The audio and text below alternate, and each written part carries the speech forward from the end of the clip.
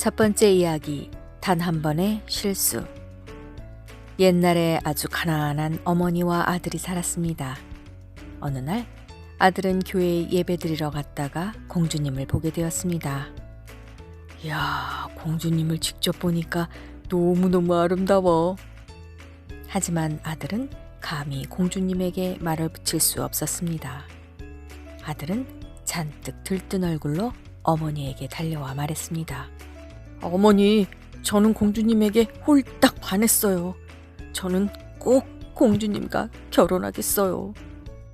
어머니는 한숨을 푹 내쉬었어요. 우리 같은 가난뱅이가 어찌 공주님과 결혼을 한단 말이냐. 제발 정신 차리고 부지런히 일이나 해. 하지만 아들은 짝사랑에 빠져 헤어나질 못했습니다. 일할 생각은 하지 않고 하루 종일 멍하니 앉은 채 공주님만을 그리워할 뿐이었습니다. 그렇게 하루, 이틀, 사흘, 한 달, 두 달, 석 달. 저러다 쓰러지기라도 하면 어쩌나. 걱정하던 어머니는 곰곰이 궁리하던 끝에 이렇게 말했습니다. 정 그렇다면 임금님을 찾아가 부탁해보아라. 하지만 임금님을 만나러 갈 때 너 혼자 가지 말고 친구를 데리고 가거라. 친구를 데려가라고요? 그건 또 왜죠? 글쎄, 이 애미가 시키는 대로 해. 사실 어머니는 친구에게 특별한 부탁을 해두었던 것입니다. 임금님의 물음에 아들이 무엇이라고 대답하면 무조건 그 반대로 이야기를 하라고 했지요. 이렇게 해서 아들은 친구와 함께 임금님을 뵈러 궁궐로 갔습니다. 아들은 임금님 앞에서 용기를 내어 말했습니다. 저는 공주님과 결혼하고 싶습니다. 그러자 임금님은 한 가지씩 질문을 하기 시작했습니다. 그래, 그렇다면 그대는 부자인가? 아들이 대답했습니다. 저에게 있는 것이라곤 밭 한 떼기뿐입니다. 그러자 친구가 말을 받았습니다. 아닙니다. 실은 이 친구는 대단한 부자랍니다. 글쎄, 마을의 땅이 전부 이 친구의 땅이라니까요. 그렇게 넓은 땅을 가졌다면 그 땅을 갈고 닦을 연장도 충분하겠지? 임금님이 웃자 아들이 대답했습니다. 제 연장이라곤 낫 한 자루뿐인걸요. 그러자 또 친구가 말했습니다. 아이고, 말도 마세요. 이 친구에겐 연장이 수백 개도 넘는답니다. 임금님은 공주에게 말했습니다. 이 사람은 확실한 너의 신랑감이로구나. 아들은 자기의 뜻대로 되어가자 너무나 기뻤습니다. 그래서 어찌할 바를 몰라 자기 몸을 긁적긁적 긁었지요. 그런데 무엇 때문에 그렇게 긁적거리는 게지? 임금님의 물음에 아들이 대답했습니다. 아무것도 아닙니다. 몸에 조그만 종기 하나가 났을 뿐입니다. 그러자 옆에 있던 친구는 이렇게 말했습니다. 종기가 하나뿐이라고요? 천만의 말씀. 이 친구의 몸은 아예 종기로 덮여 있다니까요. 그 말을 들은 공주는 얼굴을 붉히며 안으로 들어가 버렸습니다. 임금님도 두 사람을 당장 내쫓아 버렸답니다. 두 번째 이야기, 게으른 장사꾼들. 어느 여름날이었습니다. 게으른 장사꾼 5명이 나무 그늘에 앉아 있었습니다. 장사꾼은 멀리 떨어진 시장에 가야 했지만 너무 귀찮았습니다. 그래서 조금 걷다가 나무 그늘만 나타나면 벌렁벌렁 드러누워 쉬는 것이었습니다. 그런데 장사꾼들이 깜빡 잠든 사이 가축들이 모두 도망치고 말았습니다. 에라 모르겠다. 조금만 더 쉬자. 그런데 우리 이젠 어떡하지? 어떡하긴 뭘 어떡해. 귀찮으니까 좀 더 쉬자고. 게으른 장사꾼들은 시간 가는 줄도 모르고 그늘에 누워 있었습니다. 어느새 시간이 많이 흘러 저녁이 되었습니다. 이제는 시장으로 갈 게 아니라 집으로 돌아갈 시간이었습니다. 하지만 장사꾼들은 여전히 귀찮았습니다. 윗몸을 일으켜 나란히 앉아 있었지만 너무 귀찮아서 자기 다리가 어떤 건지 생각하기도 싫었습니다. 이봐, 이제 그만 집에 가야지. 그런데 내 다리가 어떤 건지 모르겠군. 그러자 다른 사람들도 말했습니다. 그러게 말이야. 나도 내 다리가 어떤 건지 모르겠네. 아이, 귀찮아. 누가 좀 가르쳐줬으면 좋겠어. 게으른 장사꾼들은 그렇게 계속 앉아만 있었습니다. 지나가는 사람이 물었습니다. 여보시오, 여기서 뭐 어쩌라는 거예요? 제 다리를 잊어버렸어요. 저도요. 장사꾼들의 말에 나그네는 깜짝 놀랐습니다. 아니, 다리를 잊어버렸다고요? 네, 어느 다리가 제 다리인지 다들 잊어버렸다니까요. 허허, 이런 어리석은 사람들 같으니라고. 좋소. 내가 다리를 가르쳐 줄 테니 얼마를 내겠소? 그러자 한 장사꾼이 말했습니다. 그렇게 해주신다면야 원하는 돈을 다 드리지요. 나그네는 껄껄 웃었습니다. 좋소. 그렇게 합시다. 하하하. 나는 이제 부자가 되겠구나. 나그네는 주머니에서 날카로운 바늘을 꺼내 장사꾼들의 다리를 찔러대기 시작했습니다. 아이고! 한 사람이 아파서 소리 질렀습니다. 옳지, 이게 당신 다리로군. 자, 다음! 두 번째 사람의 다리는 더 세게 찔렀습니다. 으악! 오호라, 이게 바로 당신 다리군요. 자, 다음! 세 번째 사람의 다리는 더욱 세게 찔렀습니다. 으악! 옳거니 당신 다리는 바로 이거였군. 이런 식으로 나머지 장사꾼들까지 모두 바늘로 콕콕 찔렀습니다. 장사꾼들은 비명을 지르며 소리쳤습니다. 아이고, 아파라. 아우, 드디어 다리를 찾게 됐네. 이렇게 해서 어리석고 게으른 장사꾼들은 자기 다리를 찾을 수 있었답니다. 세 번째 이야기. 꽤 많은 일꾼과 어리석은 주인.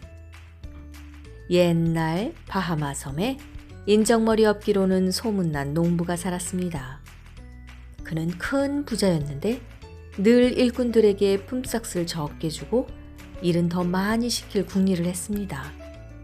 일꾼들이 점심을 먹고 잠시 쉬고 있노라면 그는 어느새 일꾼들 뒤에 와 있었습니다. 일꾼들이 어쩌다 무슨 이야기라도 할라치면 그는 이렇게 소리쳤습니다.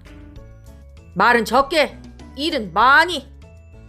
그러던 어느 날 꽤 많은 사내 하나가 일꾼이 되겠다며 찾아왔습니다. 좋아, 자네도 알겠지만 우리 집 일꾼들은 게으름을 피워도 안 되고 말을 해서도 안 되네. 오직 일만 해야 하네. 그럼요, 당연히 그래야죠. 사내는 고개를 끄덕이며 대답했습니다. 다음 날 이른 아침, 농부는 사내에게 물었습니다. 자네 아침 먹었나? 그러자 사내가 대답했습니다. 아니요. 농부는 사내에게 밥을 주었습니다. 그 당시에는 주인 집에서 일꾼들에게 밥을 주게끔 되어 있었습니다. 사내가 밥을 먹는 동안 농부가 말했습니다. 아무 말도 말고 그냥 먹기만 하게. 물론 일할 때에는 일만 열심히 해야 하는 거야.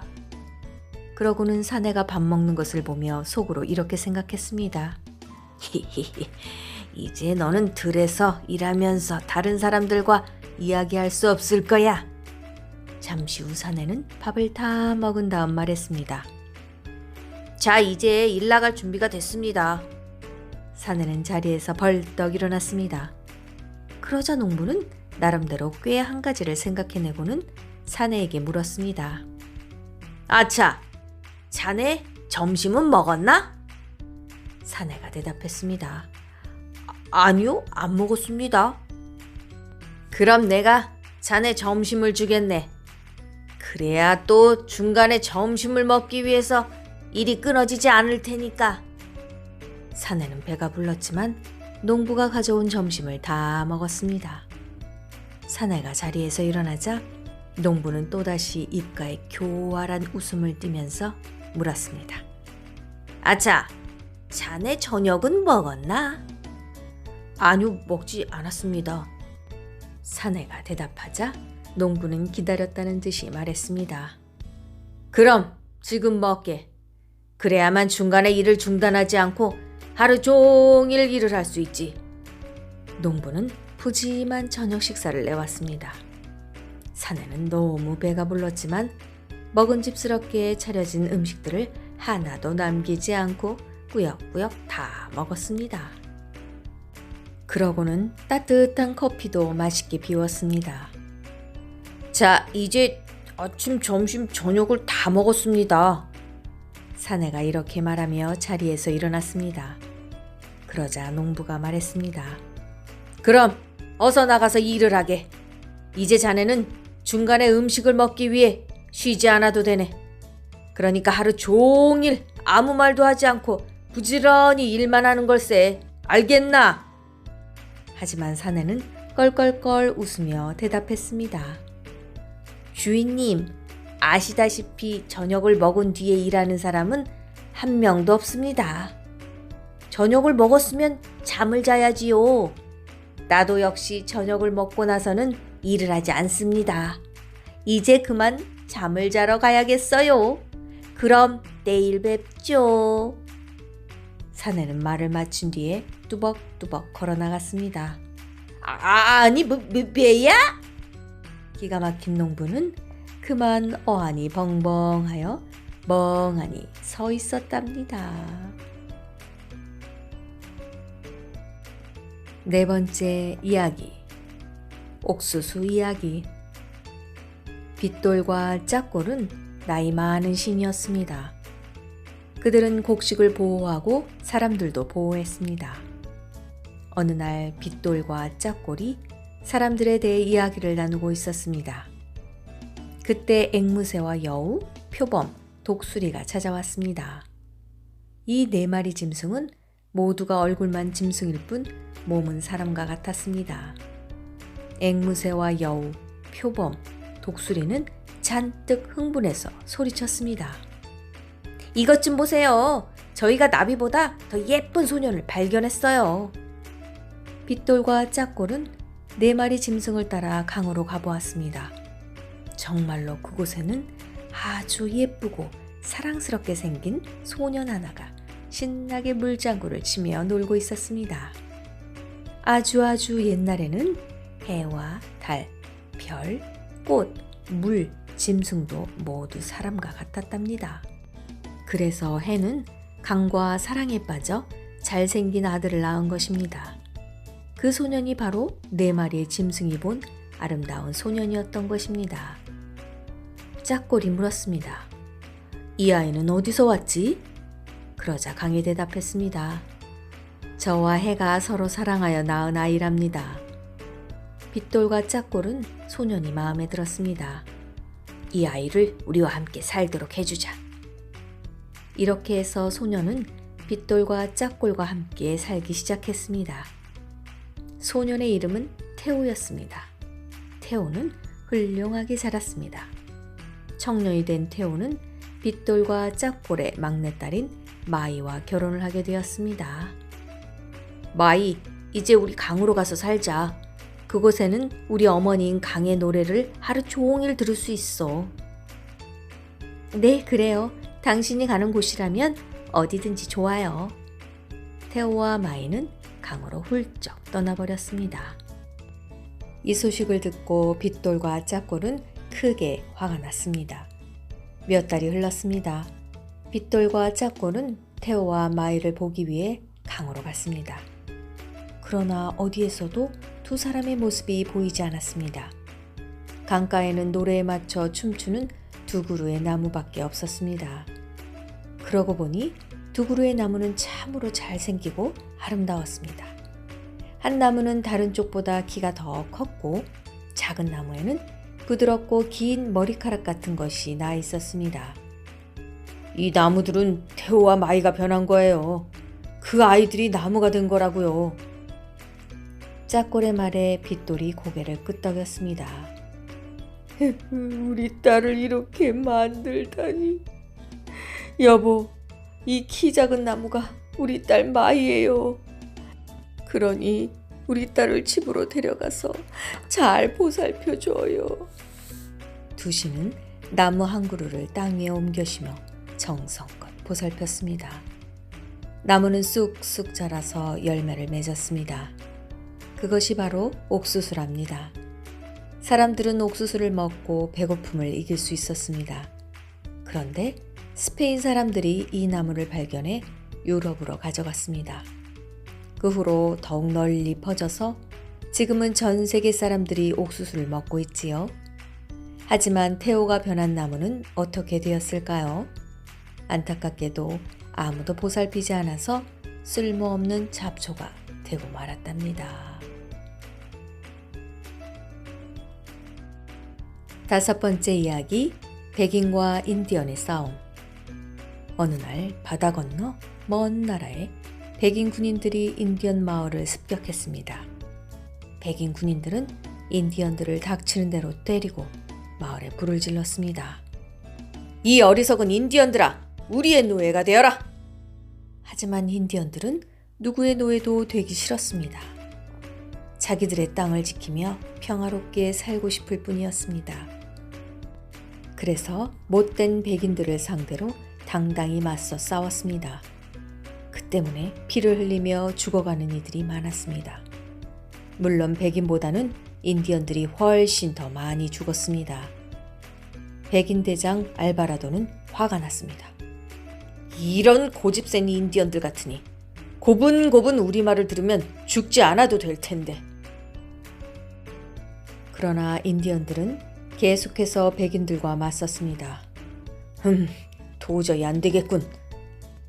참다 못한 알바라도는 다른 마을로 쳐들어갔습니다.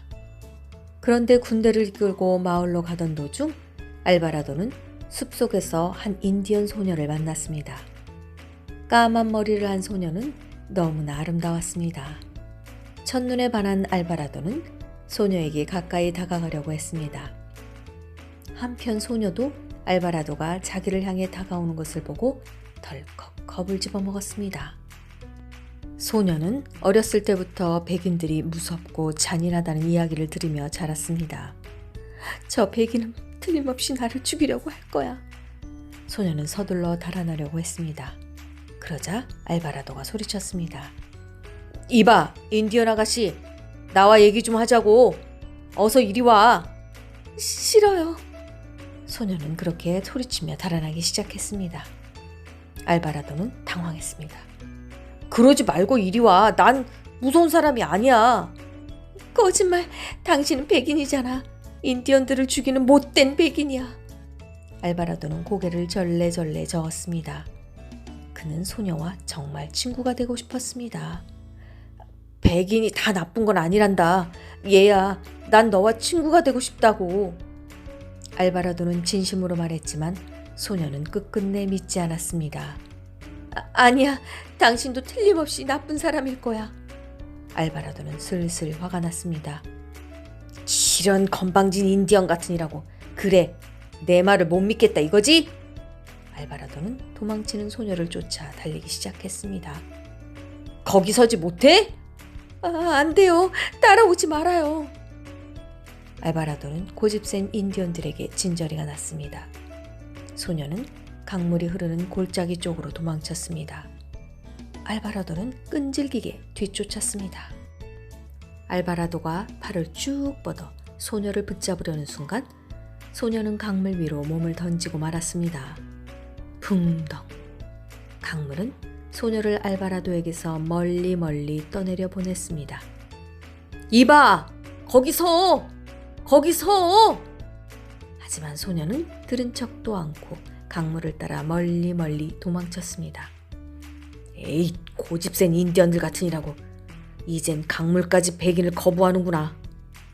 알바라도는 화가 머리 끝까지 나서 돌아갔습니다. 인디언과 친구가 되려고 했던 알바라도는 더욱더 잔인하게 인디언들을 괴롭혔습니다. 결국 백인과 인디언들은 친구가 되지 못했습니다. 그 후로도 백인과 인디언은 서로 끔찍이도 싫어하게 되었답니다. 6번째 이야기. 행복한 당나귀. 어느 마을에 어머니와 아들이 당나귀와 살았습니다. 어머니의 이름은 티아, 아들은 티로였습니다. 그리고 당나귀 이름은 판다였습니다. 티로는 몹시 게으른 소년이었습니다. 어머니가 매일 밭에서 일해도 도와줄 생각은 하지 않고 집에서 빈둥빈둥 놀기만 했습니다. 어느 날 어머니는 몸이 아파서 티로에게 심부름을 시켰습니다. 티로야, 이 엄마 대신 내가 시장에 다녀오렴. 티로는 아침을 먹고 당나귀 반디를 찾으러 갔습니다. 반디는 들판에서 풀을 뜯고 있었습니다. 반디야, 이리 와. 어디 가는데요? 시장에. 티로는 반디의 등에 안장을 얹고 커다란 바구니도 실었습니다. 바구니에는 싱싱한 당근이 가득했습니다. 다른 바구니에는 싱싱한 무와 양배추도 있었습니다. 티로야, 당근은 실었니? 네, 어머니. 무도 실었니? 네, 실었어요. 양배추는? 실었다니까요. 이제 그만 다녀올게요. 얘야, 그런데 반디에게 줄 풀은 실었니? 아, 그렇다니까요. 제발 좀 그만 좀 하세요. 알았다. 그럼 다녀오너라. 채소는 너무 싸게 팔면 안 돼.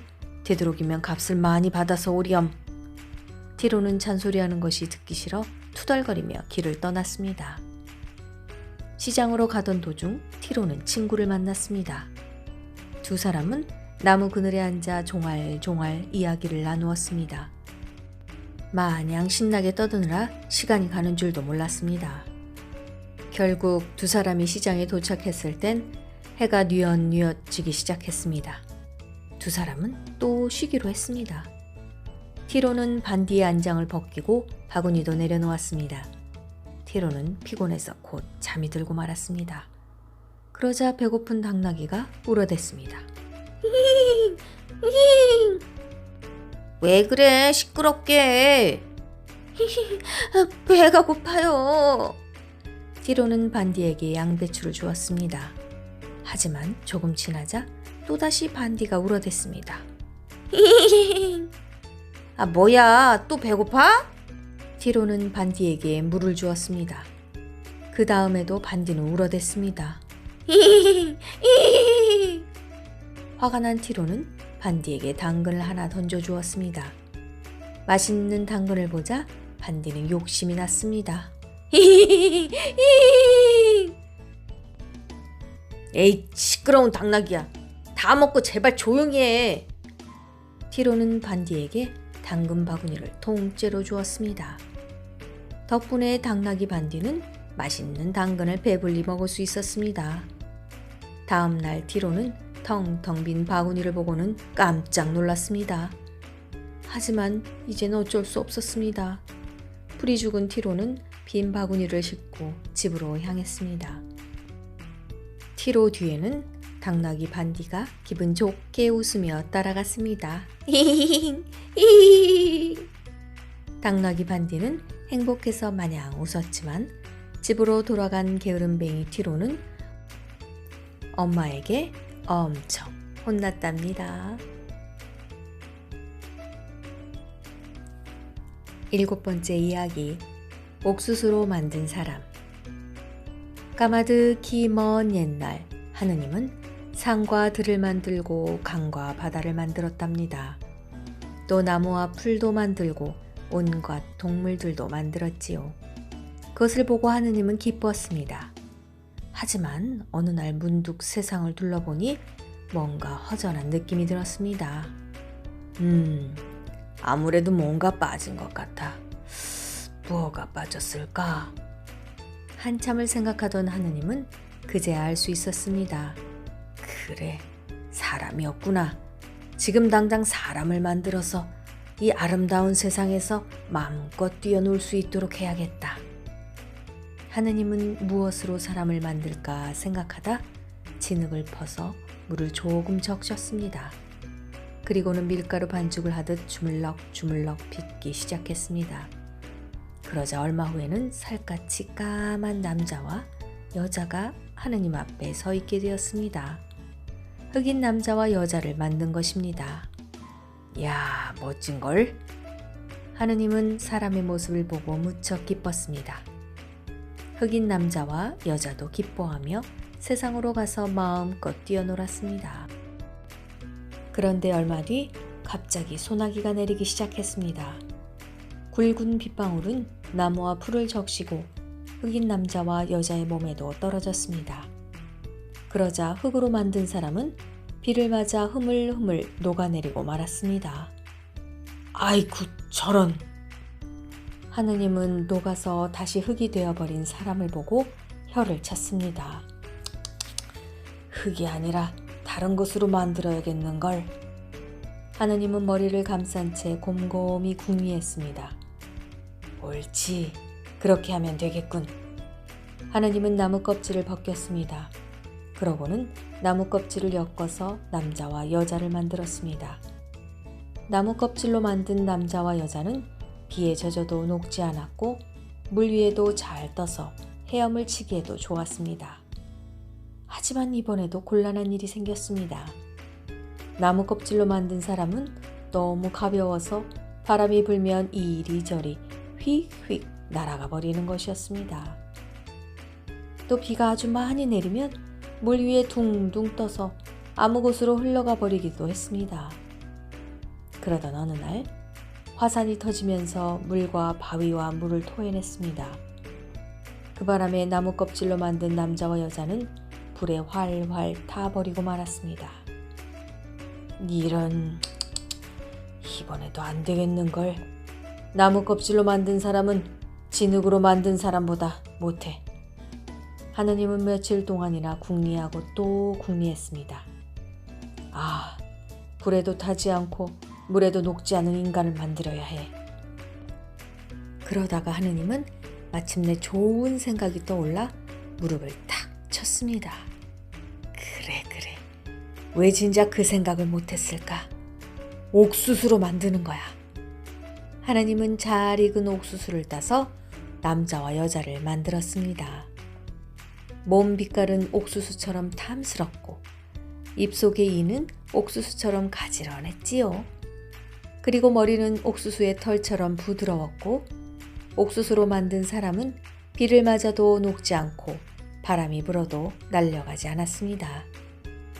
이 사람들이 아기를 낳고 또 그 아기들이 자라서 아기를 낳고 이렇게 해서 온두라스에는 지금과 같이 수많은 사람들이 살게 된 것이랍니다.